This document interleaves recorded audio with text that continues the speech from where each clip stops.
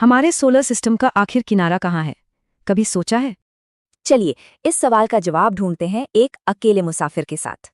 मिलिए हमारी कहानी के हीरो से, वॉयेजर 1, दशकों से गहरे अंतरिक्ष में सफर करता हुआ। हमारा पूरा सोलर सिस्टम असल में एक बुलबुले के अंदर है। ये सूरज से निकली सोलर विंड से बना है। ये सोलर विंड हर ग्रह से आगे अरबों मील तक बहती रहती है।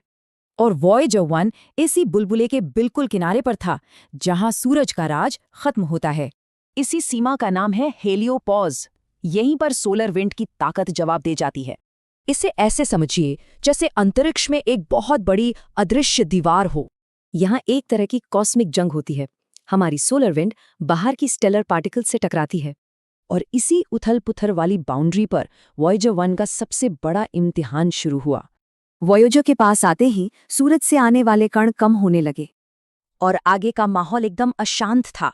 प्लाज्मा की एक अदृश्य लहरदार खाई। तभी अचानक बाहर से आ रहे हाई एनर्जी कॉस्मिक रेज की बौछार महसूस हुई, और बस उसी पल वॉयेजर 1 ने उस दीवार को पार कर लिया था। अब वॉयेजर 1 सचमुच इंटरस्टेलर स्पेस में था, एक बिल्कुल नई दुनिया में। ये नई जगह बहुत अलग है, तेज चमकती कॉस्मिक रेज से भरी हुई। तो दीवार के उस पार सोलर पार्टिकल्स बहुत कम, लेकिन कॉस्मिक रेज कहीं ज्यादा। तो आखिर ये अदृश्य दीवार इतनी जरूरी क्यों है? असल में ये हमारा सुरक्षा कवच है, एक ब्रह्मांडीय ढाल की तरह। ये गहरे अंतरिक्ष से आने वाली खतरनाक कॉस्मिक रेज को बाहर ही रोक देता है। और इसी अदृश्य ढाल की वजह से हमारे सोलर सिस्टम में जीवन मुमकिन हो पाया है। तो सवाल ये है कि हमें बचाने वाली और कौन सी अदृश्य सीमाएं मौजूद है?